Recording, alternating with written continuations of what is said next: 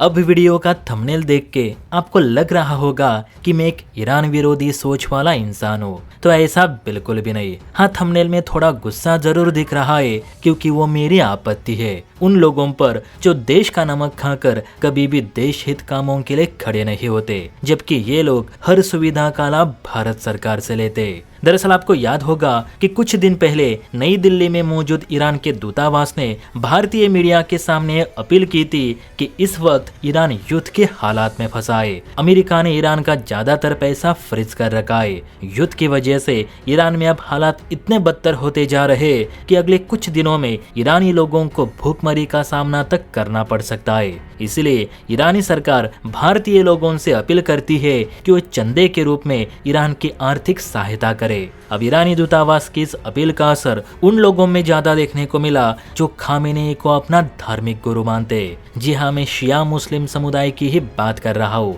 जिन्होंने ईरान के एक कॉल पर इतना चंदा इकट्ठा किया कि आप सोच भी नहीं सकते। दरअसल खबर निकल कर आई है कि कश्मीर घाटी में ईरान के समर्थन में चंदा जुटाने का सिलसिला इतनी तेजी से बढ़ रहा है कि ईरान के दूतावास को अब एक नया बैंक अकाउंट चंदे के लिए जारी करना पड़ रहा है, क्योंकि ईरान के दूतावास को भी ये कल्पना नहीं थी कि कश्मीर के शिया मुस्लिमों की ओर से इतना चंदा भी इकट्ठा हो सकता है। दरअसल आधिकारिक आंकड़ों के मुताबिक अब तक करीब 17.91 करोड़ रुपए चंदे के रूप में जमा किए जा चुके, जिसमें कैश, सोने के जेवर, तांबे पीतल के बर्तन और अन्य बहुत सी चीजें शामिल है, जिसकी कुल कीमत करीब 18 करोड़ के आसपास बताई जा रही है। इसमें लगभग 85% योगदान शिया समुदाय के लोगों का बताया जा रहा है और इसमें से 9.5 करोड़ रुपए तो बड़गाम जिले से जुटाए गए हैं और ये सारे पैसे मात्र 3 दिन के भीतर इकट्ठा किए गए हैं, जबकि लोगों द्वारा चंदा अभी भी लगातार दिया जा रहा है।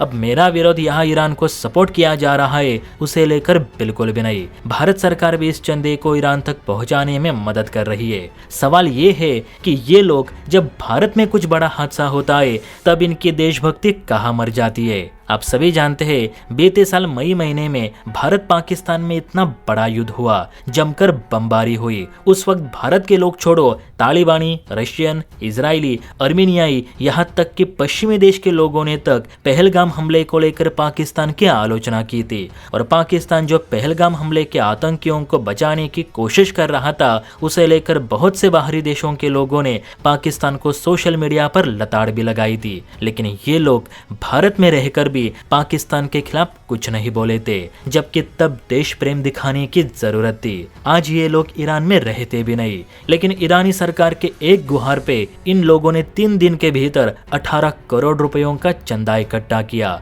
लेकिन भारतीय सेना के जवानों को युद्ध के समय एक गिलास पानी तक नहीं देते। तो हाँ, मुझे इन लोगों पे गुस्सा आता है और इनकी झूठी देशभक्ति पर तो और भी आता है। शायद आपने देखा होगा कि कुछ महिलाओं ने चंदे के लिए अपने पति के जेवर तक उतार दिए, जबकि इनका धार्मिक गुरु इमरान हाशमी के तरह 5 साल की बच्ची को किस कर रहा है। मेरा सिर्फ यही कहना है कि आपको ईरान की मदद करनी है तो करो, लेकिन आप भारत में रहते हो तो भारत के प्रति भी आपकी कुछ जिम्मेदारियां हैं, उन्हें भी याद रखें। बाकी इस पर आप ही कुछ कमेंट करें।